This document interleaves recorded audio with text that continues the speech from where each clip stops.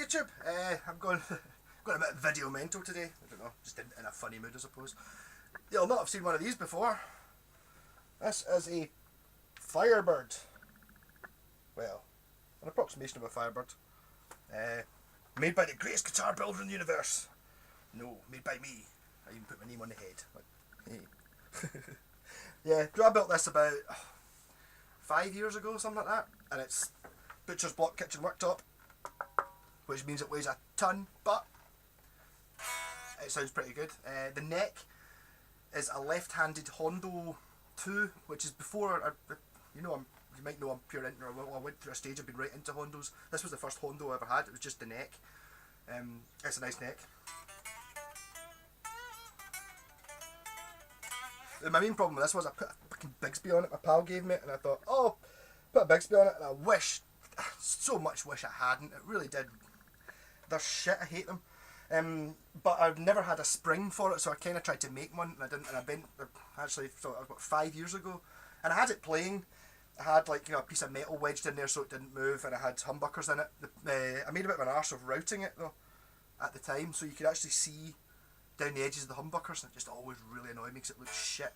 So I bought humbuckers off Josie Warman, not humbuckers, mini humbuckers, because I actually got them to measure how big the mounting plate was for these, because it's about 5mm wider than the humbucker thing, which meant it covered up the holes. Yeah, so it's got Warman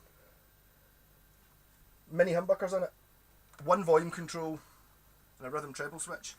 It was originally I was going to do crazy stuff with it, and it's like I bought these pickups 5 years ago, and I never even wired them up. I stuck the wires through the hole into where the switch was going to go.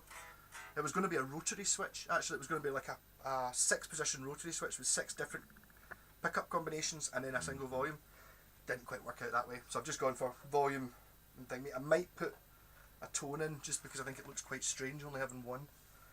I do still regret. I wish I'd put in one of those, the wrap over tailpieces, so this was a big bit of real estate. Done now. I drew around my friend's G's Thunderbird bass to get this, so I don't know if a Firebird's exactly the same as a Thunderbird bass. This is exactly the same as a Thunderbird bass, because I drew around it.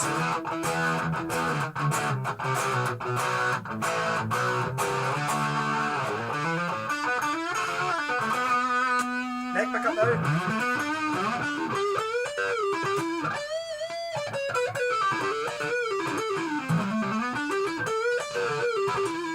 Standing in front of the amp.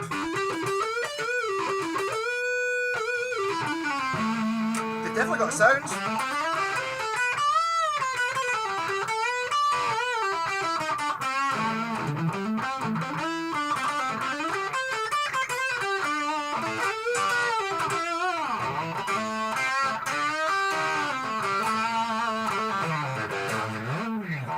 Yeah, so this is what kitchen worktop looks like. It's solid wood, but it's solid strips of wood. But if you just polish it like a lunatic for days, which is what I did, and I see I even put like a curved neck access, high fret access bit there. So you can make guitars out of kitchen worktop. I was told you couldn't do it. Don't listen to them. They're wrong. So when this is actually keeping up, not badly at all with that Godan and the Japanese BC Rich, it's like I've just plugged them in. If you look at my videos, they're both from today as well. They're from one's from 10 minutes ago and one's from 2 minutes ago. But I think the humbuckers, the mini humbuckers do sound different. The strap's completely fallen off. Do sound different from humbuckers. They're quite nice. It's kind of hard to judge when I put them in a stupid guitar that I've built myself at a kitchen worktop, really, to say what the difference in sound is. But I do remember when I had this running 5 years ago. Incidentally, these are the same strings that were on it 5 years ago as well. Sitting in the shit too roughly. They seem to be more tight and focused than a humbucker. I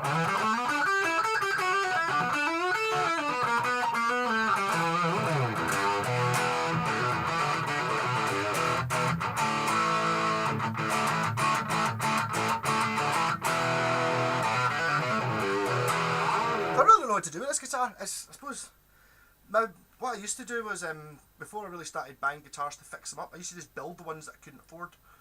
So like a Firebird, even like an Epiphone one's 300 quid or something like that, so you buy it yourself, it's maybe £50 worth of bits and a couple of weekends fucking sanding and cutting shit up, but that's what it does. I noticed as well, see, because this was a left-handed neck, the dots, you know, the dot markers on the edge of the fretboard are on the bottom, they're not on the top, which you don't think that means anything. It's like, alright, that doesn't make any difference. You totally can't play the guitar, you don't have the, but I can't play the guitar without those dots. So I drilled wee holes where the dots should go. I think that my plan was I was going to fill them with something, you know, like a wee bit of black plastic or something to make them look right, but just having them there means you can actually play the guitar. So I can't really sell this, I don't think. It's one of those ones that the amount of man hours that went into it, and also it's probably not worth it. It's not really worth any money because, you know, it's made by me. It's not made by Fender.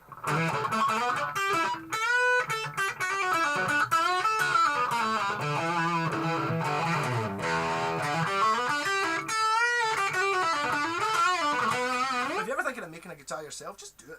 Fuck it. Do it. See if you do it like the way I did it here. You buy a second-hand neck.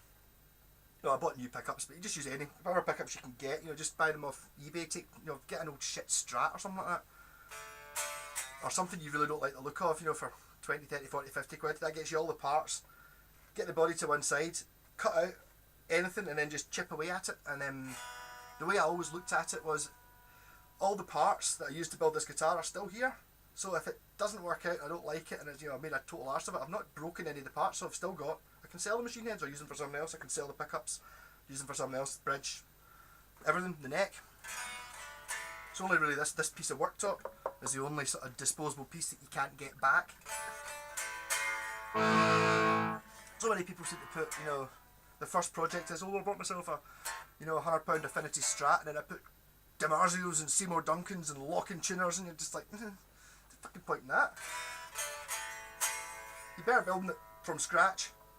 Make it the shape you want. I used a reverse headstock because there's a Gibson one I was looking at that's a similar sort of upside down. I think it was just a studio Gibson, maybe about 600 or 700 quid. This is 5 years ago though, of course.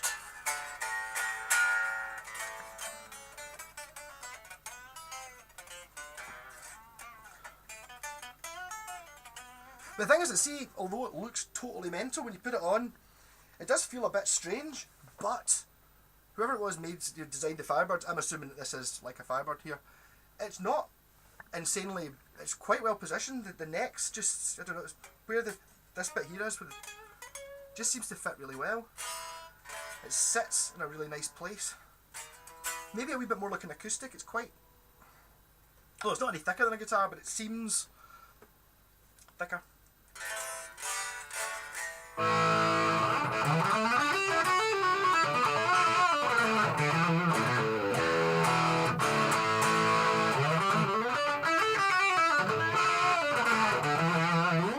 I would like to paint this.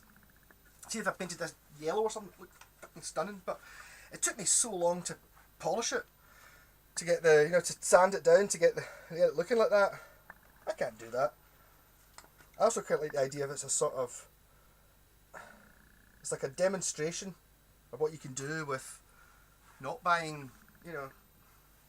You see people building their own guitars, oh, I bought a body blank for 60 quid and all these things. They don't need any of that shit. It does make a difference, I think, if you're a total Luther and you know exactly what you're doing. You're trying to build, you know, like a pure stunning £2,000 guitar. You have to use ash and walnut and all this stuff. But if you're just knocking it about yourself, and all you ever, like me, all you're doing is playing through an amp in the house and playing with your pals and stuff, this is good. Rock on. Buy Malko guitars if you ever see one. I think there's about 4 or 5 in existence in the world. I've sold a couple of them. So they're floating about there somewhere. I've sold a big green double neck. If you've got that, that'll be worth mega bucks, maybe. Rock on.